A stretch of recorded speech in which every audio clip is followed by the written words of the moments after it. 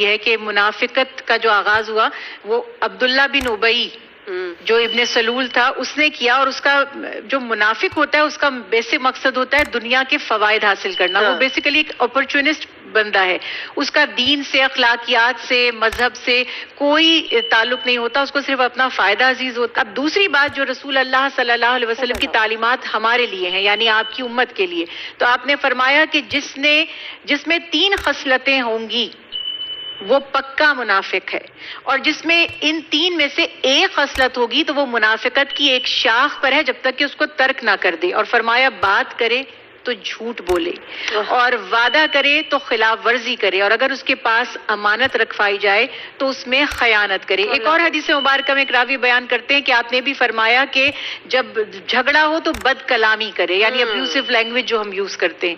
نفاق کیا اس وقت منافقین کا جو رول تھا، اور آج بھی ہم دیکھتے ہیں وعدہ خلافی یا عہد کو پورا نہ کرنا، یہ بہت عام ہو گیا ہے. لیکن ہمارے یہاں جو ایگزامپل سیٹ ہوئی ہیں ہم اس سے دیکھتے نہیں ہیں کہ اس تناظر میں کتنا بڑا گناہ ہے. ہم آج کل تو یوزولی بات کرتے ہیں اور اس سے قسم بھی اٹھا لیتے ہیں، وعدے بھی کر لیتے ہیں اور گزر جاتے ہیں.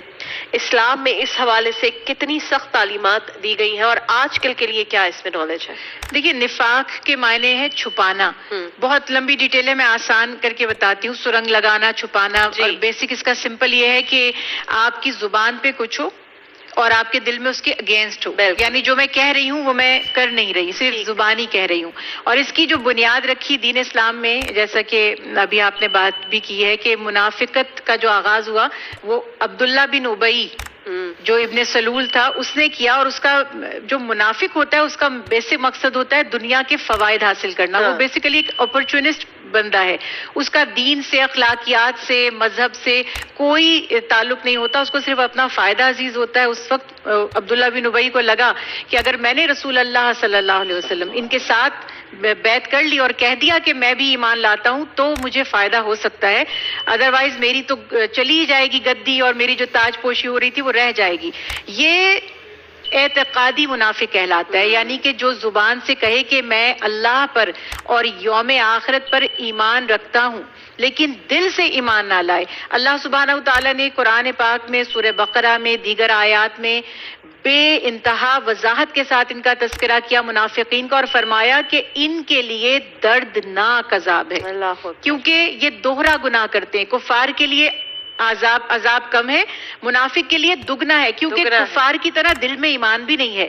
لیکن ایڈیشنل جو گناہ ہے وہ یہ کہ زبان سے کہنا کہ ہم ایمان لائے. اب یہ ایک اعتقادی منافق ہے جس کے لیے عذاب کافر سے بھی بڑھ کر ہے. اب دوسری بات جو رسول اللہ صلی اللہ علیہ وسلم کی تعلیمات ہمارے لیے ہیں، یعنی آپ کی امت کے لیے، تو آپ نے فرمایا کہ جس میں 3 خصلتیں ہوں گی وہ پکا منافق ہے، اور جس میں ان 3 میں سے ایک خصلت ہوگی تو وہ منافقت کی ایک شاخ پر ہے جب تک کہ اس کو ترک نہ کر دے. اور فرمایا بات کرے تو جھوٹ بولے، اور وعدہ کرے تو خلاف ورزی کرے، اور اگر اس کے پاس امانت رکھوائی جائے تو اس میں خیانت کرے. ایک اور حدیث مبارکہ میں ایک راوی بیان کرتے ہیں کہ آپ نے بھی فرمایا کہ جب جھگڑا ہو تو بد کلامی کرے، یعنی ابیوسو لینگویج جو ہم یوز کرتے ہیں. یعنی مجھے لگتا ہے کہ ہمیں ایک طرف ہو جانا چاہیے، ہمیں کنفیوژن نہیں ہونا چاہیے. اور اگر ہم اللہ سے نہیں ڈرتے بالکل تو پھر لوگوں کا ڈر کیسا، اور اگر ہم اللہ سے ڈرتے ہیں تو پھر منافقت کیسی؟ بالکل، یہ 2 چیزیں مجھے سمجھ نہیں آتا.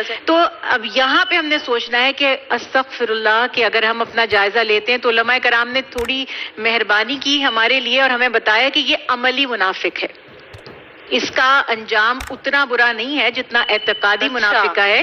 مگر بہرحال یہ بھی منافقت ہی ہے کہ آپ جس نبی کے پیروکار ہیں انہوں نے سب سے پہلے حق کا اور سچ کا درس دیا، وہ صادق اور امین تھے. تو منافقانہ رویہ